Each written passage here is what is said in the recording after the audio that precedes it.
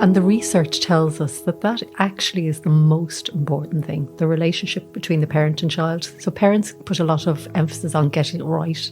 Sometimes feel they want to be the expert before they start a conversation with their child about this. But actually the thing is to build the warm, loving, connected relationship where you can have those little conversations that we all have in daily life. Hi everyone, and welcome back to HSE Talking Health and Wellbeing. And today I'm talking to Moira Germaine, who is the Education and Training Manager for Sexual Health and Crisis Pregnancy Programme. And we're here today to find out all about the new resources that have been published on making the big talk many small talks. Moira, thanks a million for coming into us. Thank you very much for having me, Fergal. I'm delighted to see these new resources launched last year for parents. So before we get into them, you must be delighted to get these project over the line. There must have been a lot of work. Oh, it's been several years of work to kind of develop the suite of resources to the stage where they are now. Because as you know, there's a few booklets and there's also a video collection, and it involved a huge range of people. Obviously, the people in the Sexual Health and Crisis Pregnancy Programme, but also a huge range of our external partners. I couldn't name them all. And then I suppose the whole area of relationships and sexuality education is a really hot topic at the moment. It is, and for a very good reason. I suppose for a very long time it was a topic in Ireland that was taboo, that people didn't really deal with it or dealt with it in a very negative way. And I suppose people are more and more coming to the realisation that actually your sexuality well-being is a positive resource in their life. And they want to support their, parents and teachers and anyone who works with young people wants to support them to be as well and as healthy and as happy in terms of their sexuality development as they can be. I suppose when some people hear the word sexual health, they'd usually think that traditionally that'd be about protection from STIs. I know that was a big message when I was growing up. Yeah. It's still a big message, don't get me wrong. Yeah. But there was less about kind of education and prevention. And that's really your department, isn't it? Yeah, it is. And it is about those things. None of us would be saying that they're not important, because obviously we want to support young people and adults to take care of their sexual health and to avoid or prevent risk, and then to look for treatment if necessary. But that's a very reductive notion of the whole of sexuality well-being. Our National Sexual Health Strategy actually recognises that. It talks about it in that much broader sense. So sex isn't, or sexuality isn't just about the act of sex. There's loads and loads and loads of stuff in and around it that we need to get our heads around. Absolutely. And sex, obviously, for the vast majority of people is an important part of their life. Like in their adult life, when if they choose to be sexually active. So it is important, but it is not the only aspect of their sexuality well-being. And their sexual activity really should be integrated into the whole of their sexuality well-being rather than being seen separate or different. And that's part of the problem of, I suppose, in the past, because it was only seen about sexual activity. It was shrouded in mystery and taboo and perhaps under even the carpet shame. A bit. Yeah. So if we see it much more it's about who we are, and that at a later time in our lives, our sexual activity is an extension of that, then it's much easier to address. So you're developing resources for parents, but a lot of children would get information in schools as well. So why are the HSE kind of doing this work? Yeah, absolutely. There's always this kind of tension between should this sort of education and information and support be in the schools or in the parents or with the youth work sector or where. And the reality is it should be everywhere, because children and young people they live their lives in different places, in different settings. They spend the vast majority of their time in the home. From the time they're born, they spend a huge chunk of their time in the schools, and then they spend another part of their time in the community. And the more they're getting these kind of positive messages and supports from all these different trusted adults, the more that they'll be able to figure out a way to be healthy in their sexuality, as they develop. Yeah, I like the way you said that, that the home is key. That is your ultimate healthy setting, isn't it? Yeah.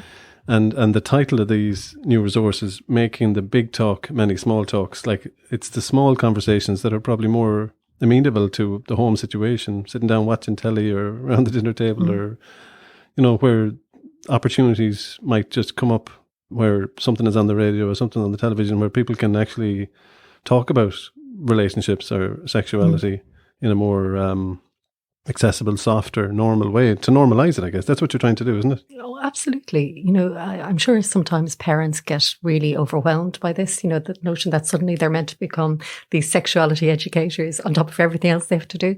And what we're trying to say to parents is you're already doing a lot of this. You just don't know it, because you've probably seen kind of sex education as being something completely different to all the stuff you're doing at the moment. But, from the moment a child has been born, the parent is looking after their emotional health, their bonding, their connection, how they develop friendships and relationships with other people, looking after their, the development of self-esteem. They're doing all that already. And what we want to say is that is actually part of your child's sexuality development as well as their emotional development and their physical development. So we want to kind of, I suppose, make parents aware of what they're doing already and then build in the bits where they might find it a bit more awkward, talking about body or relationships or, later on maybe sexual activity and how young people can protect themselves and be healthy. So and how does the education setting complement the work going on in, like, we're trying to support parents with these resources? How was the education and the youth work setting you mentioned there as well? So if they were working in concert with each other, or how was that dynamic? How does it work? Best case scenario. How does it work? Yeah. Well, they do different and complementary things.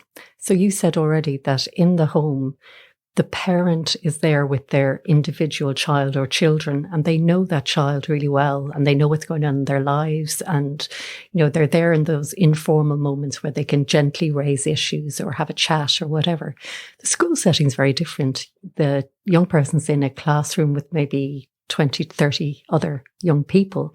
So it's a great place for the young people to get a wider notion of some of these topics and have a safe space to explore other people's opinions and perspectives in a facilitated, safe way, because the teacher is obviously there. So that kind of supports and reinforces some of the healthy messages, hopefully, that the young person's getting in the home. So it's different and it's complementary. And then in the youth work sector, they get a different experience of having a safe space to explore these issues in a less formal setting with a trained youth work facilitator. But, the more young people get these messages and get different places to tease out ideas, perspectives, values, attitudes, the more that they'll be supported to develop their own. I heard, I think it was Anya from the Parents' Council at the launch event. Anya talked about values, that, that you need the parents, because the values might be different. So if you're getting facts here and facts there, and you're picking a bit up off media, all these sources of information for young people, but like, you need to get your value base from your home. That's why it's important to, give the parents the power to deliver on this. Yeah, absolutely. Sometimes, parents might wonder about, do they kind of bring their values into it? And of course they do. We bring our values into everything. Yeah. But it's even more appropriate in the home. But the work of parents around values is, as the young person, they go through childhood, you want to instill in them values about healthy relationships and kindness and, right and wrong and decency and all those things. And as the child becomes a young adolescent and then a young adult, the work of the parent is to support them to develop their own values. So it becomes more of you sharing your values in a kind of a supportive way rather than an imposing way, hoping that the young person is going to use that information and their experience of being hopefully in a happy, healthy household to develop their own values. Yeah. So their self-esteem or their confidence is a key to their health behaviours across the spectrum. So absolutely. Sexuality is just another one of those things that we need to be maybe putting more words behind, or putting that more literal conversations about. Maybe we've shied away. Do you think that parents have just been afraid of this, or is this like a hang up that parents are bringing? It probably is, and that's not to blame parents. That's where our society, and I have to say not just Irish society, many societies have come from. That it is somehow taboo, it's somehow silent, it's somehow shameful. And a lot of adults we've talked to over the years, because a lot of my work would have been in training around sexual health, would talk about their own experience of, finding out about reproduction, where babies come from, or sex or periods and stuff like that. And it's very often with a bit of laughter to start off with. And then if you just allow a little bit of time and go deeper, it's with sadness. Yeah. And it's not to blame their parents. They did the best they could with what they had, but they know that they would like something better and different for their child, something more positive and supportive. So the key to this is not making it a big talk, and I must say that I lived in fear of my parents. Like when I got the birds and the bees message off school friends in national school, I was like, are you serious? This is what's going on. I couldn't believe it. But I feared it was a big fear that my parents were going to give me the big talk. And I didn't want it. So the whole message, and then I suppose it leaked out over different years, like they'd say this or that. You were getting the message, or they were certainly getting the message across that they thought, they kind of acknowledged that I knew the basics already. You know what I mean? So it was it was leaking out. Yeah. So it was interesting to see this. The key message to your resources is nearly leaking it out, or kind of don't put too much emphasis on this big talk. Make this normal, bite size, and often. Absolutely. Can you imagine, you've just described the pressure that you were feeling. Can you imagine the pressure they were feeling, gearing themselves up to do the big talk? So that is really key. And actually the research that Catherine Conlon's team did with parents of 4 to 9-year-olds, which was the research that kicked off this project. She talked to about 100 parents, and that was one of the big messages that came up. One parent put it beautifully. They said, layer, don't load. So just kind of layer kind of those conversations over the years as they come up, and be thinking about where your child's at and where they're likely to be in terms of their sexuality development, what they might need to know, because they won't always ask the question. It's not always about waiting for the question. It's about looking for cues. And I think that takes us nicely into looking at some of these resources, specifically like the 4 to 7-year-old resource seems like very light, and obviously they're really small kids, so you're not going to get, but you're just introducing some names, and the Flower Power book is part of that suite. Can you tell us a bit about your approach, but that young child? Okay, so this is the parent resource for parents of 4 to 7-year-olds. It's a booklet, a guide for parents, and it's a little storybook, Tom's Power Flower. And what it does, as you say, it's very gentle, very incremental. It just sets out some of the common kind of issues for that age range and what parents might do around it. So it talks a little bit about how you might help your child to name their body parts, including their genitalia. With their real names? Yeah, with the correct, I can't even say it, anatomical names. And that's not just because, we want to be all scientific, but that's because it gives people a shared language to talk about. And it also takes away the message that somehow that's different to the rest of your body, because, with all the kind of cute little names, that people call, it can be very individual to families. So this gives the young people a shared language. It gives them a language that they can describe their bodies, and they can describe them if something's amiss, in a way that adults are going to understand and other people are going to understand, and they can describe them in a way that makes it possible to have a conversation in the classroom. So the videos that you've launched as well, they're for this kind of age cohort as well. So I was very taken by these because they're lovely animated videos. They're so accessible. We might have a listen to one of them where it's like a group of parents meeting a facilitator. It's like a parenting group, and the type of conversation they have around the area.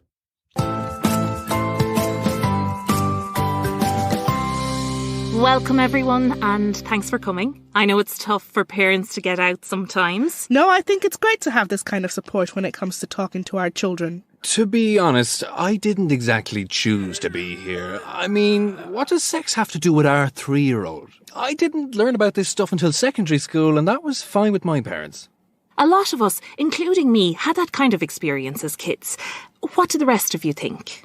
I grew up thinking that sex was something shameful, but that's wrong. I can already see that our 2-year-old is curious about her body. It's pretty funny. And isn't it better they learn from us rather than other kids who only think they know what they're talking about because their parents don't talk to them either?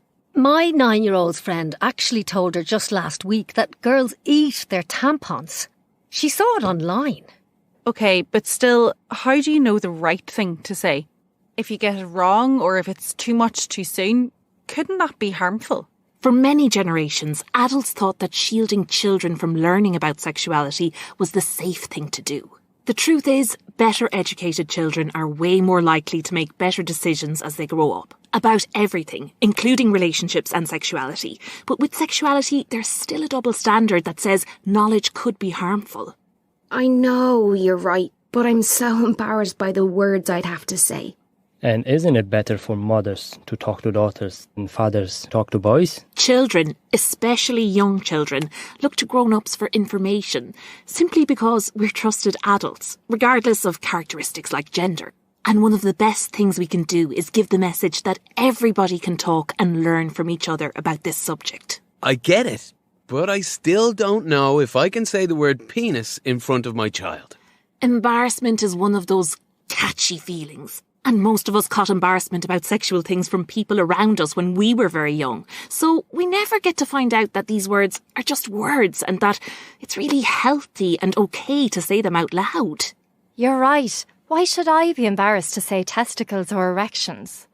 Nipples? Masturbation. Vulva. Clitoris. Ejaculation. Scrotum. Vagina. Penis! Good job, everyone.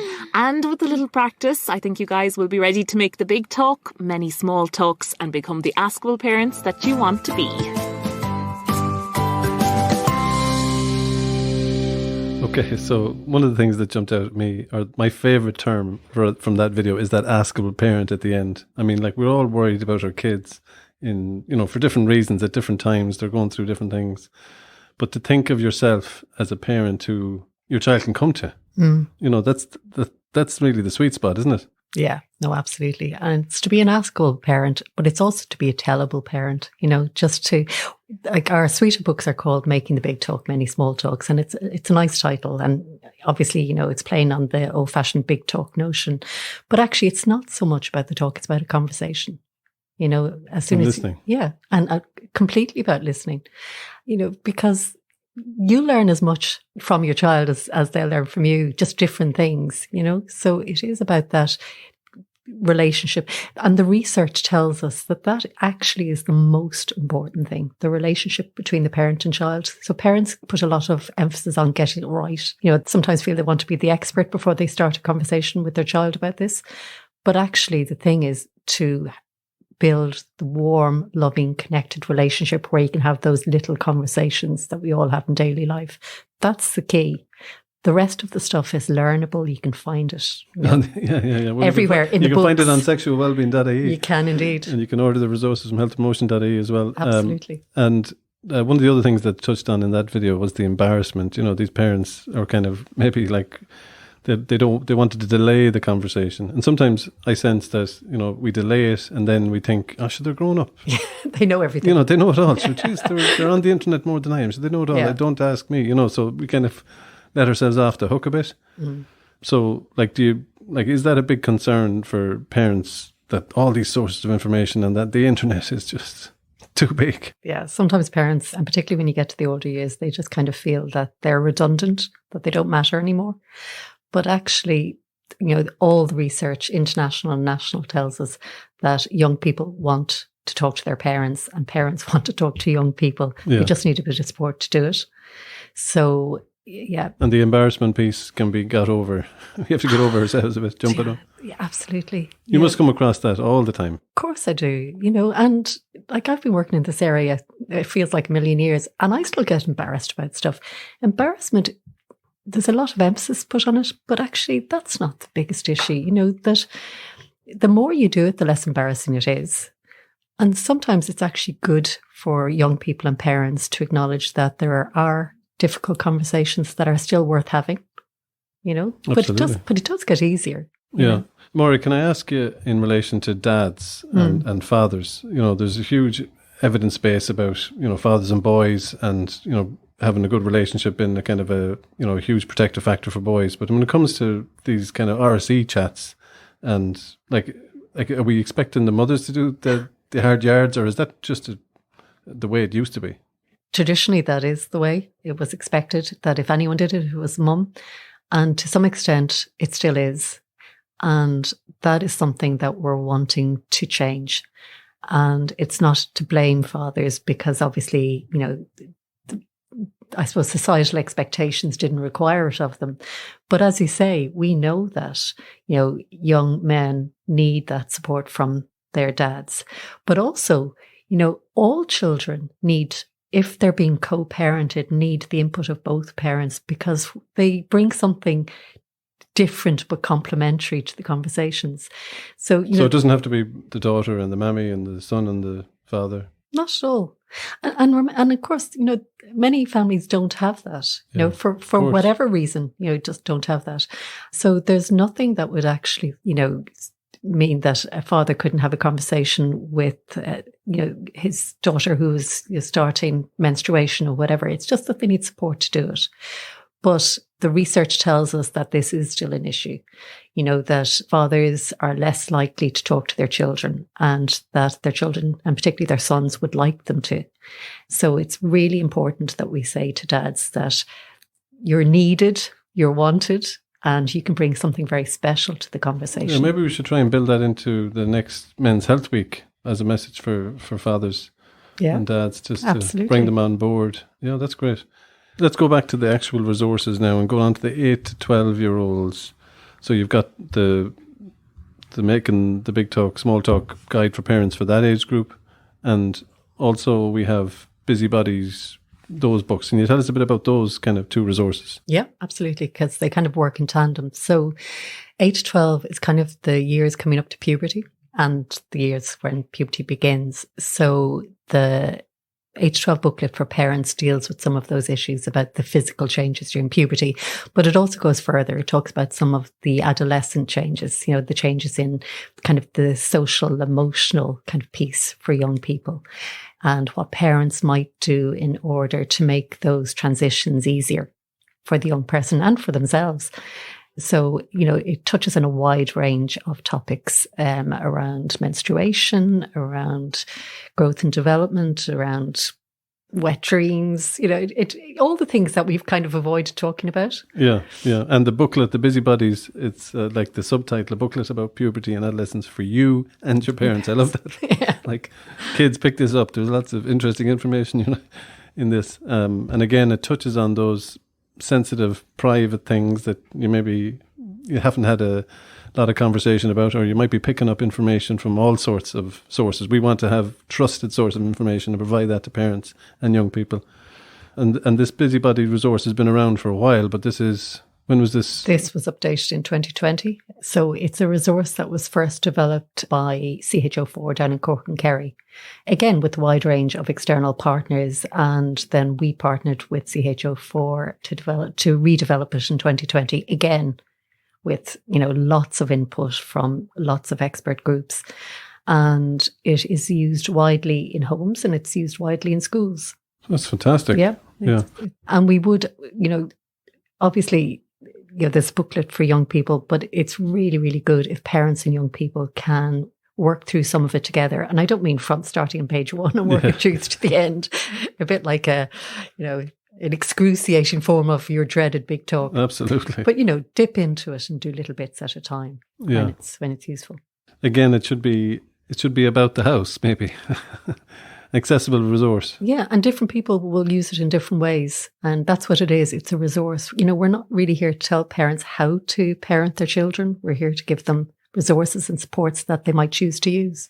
So these build up to then the 13 to 18-year-old resource. So you're getting into a different realm of detail, I guess. Oh, absolutely. That's, And 13 to 18 is a huge age range in terms of young person's development. At 13, they're still, in that very early adolescent stage. By 18, they're an adult. Yeah. But you're still a parent, as I'm sure, many people know. You're a parent forever. Yeah. Absolutely. So again, it deals with kind of some of the general developments, and it breaks it down into kind of the 13, 15 age range. Breaks it down a little bit more. So what are the common developments in that age range? And then what are the common developments in the kind of the other end of that age range up to 18? And it offers parents advice and supports around things that they might consider and things that they might do. And it's broader than just, we talked about, the usual suspects when it comes to sexual health. It does talk about, the young person's emotional health, their body image, their relationships. It talks about consent. It talks about... it's great to see that consent is another live, very trending topic all the time. So it's great to see practical advice around that. Because sometimes I think, just because there's a lot in the media about it doesn't mean that we all know how to address this with a 15-year-old or an 18-year-old. Absolutely. But you'll actually find that consent is actually kind of threaded throughout the books. Yeah. Because... healthy relationships. Yeah. That's it. The basics of consent is around, people kind of establishing their boundaries and being respectful of other people's boundaries. And sure, we do that with young children about, when they can touch and when they can't touch people, when, about playing, about taking turns, about asking, not taking other people's property. These are all consent messages that can be built on as the young person grows up. And then, of course, in this age range, we're coming on to the area where we're talking about kind of consent in terms of maybe a dating relationship, or later on maybe a sexual relationship. So it's kind of a natural progression. So the word consent can throw people into a bit of a tiz, but actually it's a progression of the work that parents have been doing all the time. And it's just, sometimes people can almost think that their sexual activity and relationships are separate to who they are as a person. But if we want our young people to be kind, decent, caring people who respect the dignity and rights of others, of course we'd expect the same in terms of their sexual relationships. They have to see the big picture. Yeah, that's one of the great things. I think that, the resources do kind of show the big picture. The emphasis on not just, as I said at the outset, the act of sex. It's about all this other stuff that we need to consider and take into develop an understanding of. I was very impressed with your launch event. You had all these different stakeholders, Corlin and Oak, Parents' Council, the Secondary School Students' Union, Department of Education were there, so they really got stuck in. They were really engaged and thought, the subject RSE and these resources are very, very important. Absolutely. Once you give people a space to talk about these issues, they're really engaged. Because it's been a taboo for so long, if you create a safe space, then people are just, I suppose, really kind of jumping at the bit. They want this agenda to evolve. They do, and they want to tease out, because it can be complex. There are lots of new ideas, and people are not quite clear about stuff, and they just want to tease things out. So getting an opportunity to talk about this is really important. And the young people at the launch, from the ISSU and Corlin and Oak, they were really articulate in saying how much young people need these safe spaces to talk with their parents in the schools and in the community about these issues. And that, how those two particular groups are really advocating for, I suppose, a more open approach to relationships and sexuality, where they can get the support that they need, rather than just getting it from the internet or whatever.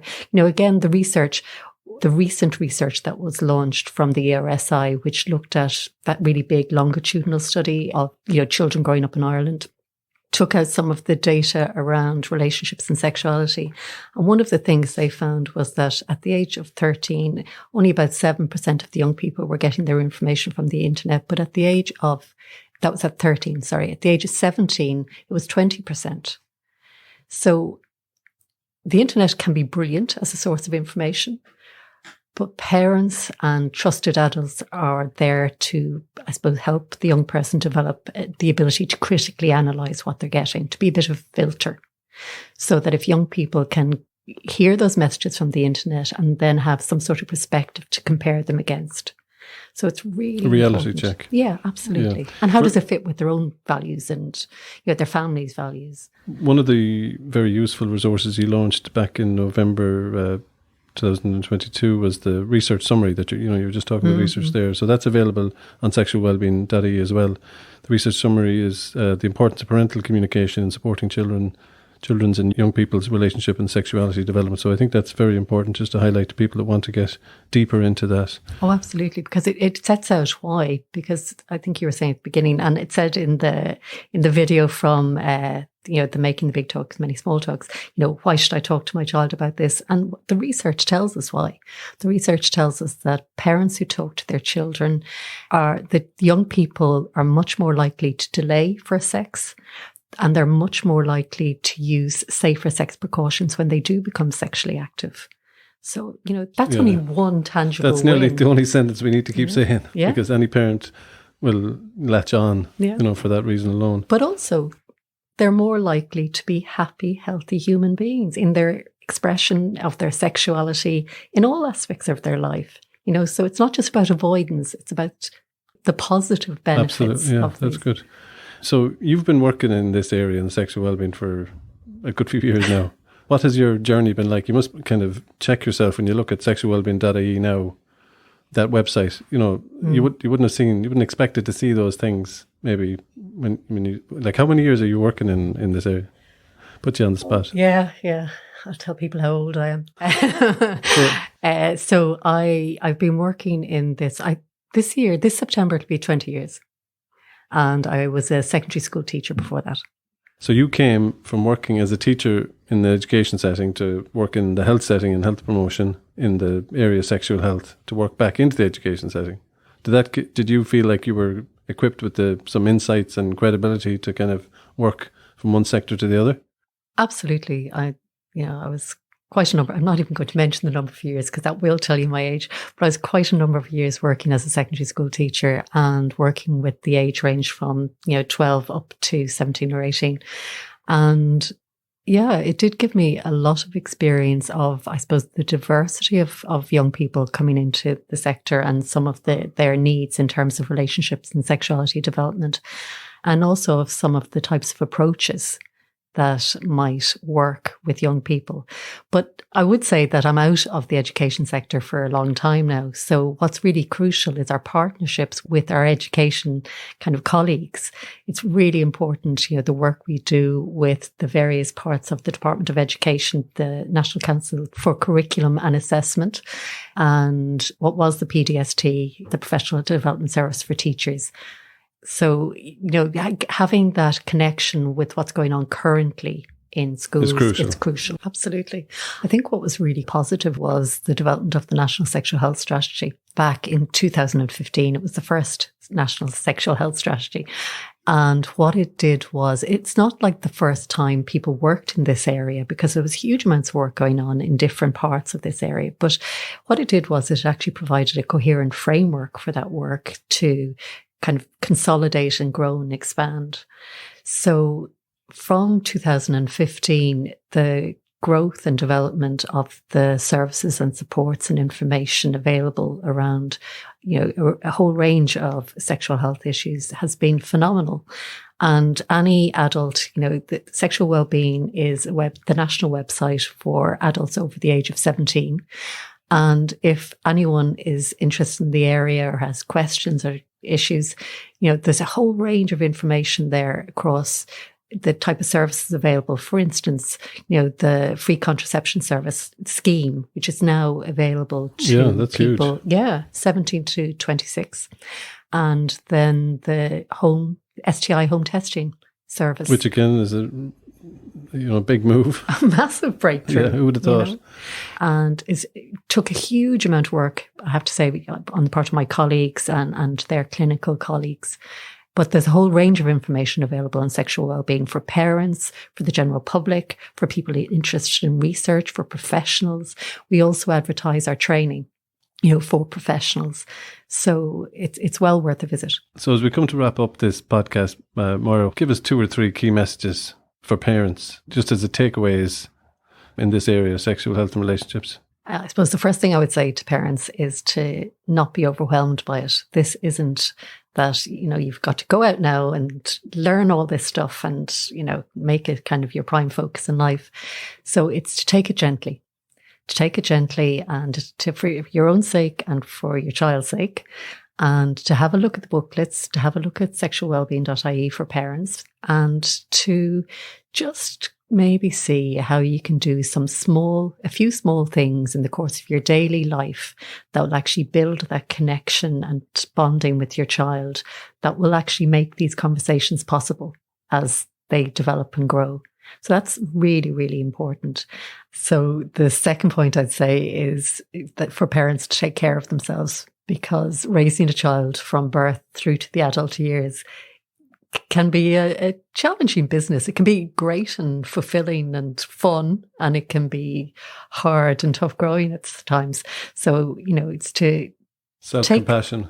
Absolutely. Take it easy. Find your supports. Find your friends who'll support you. Find the services who'll support you. And if you can, try to find some time for yourself. So all the resources around sexualwellbeing.ie, like we keep saying, there's been a lot of effort to put into the design of the books. They've got these beautiful speech marks hanging down to kind of show that it's not one big talk. We've said it before, it's bite-size. Let's have lots of conversations about these things. Let's use the resources so that we feel we feel like our knowledge is built and our confidence is built to have these conversations with our children. So good luck to everybody on sexualwellbeing.ie. I expect everybody to check that out. So thanks very much, Moira, for taking the time to talk to us and bring your expertise and bring us through all these new resources. Really appreciate your time. Thank you very much, Fergal.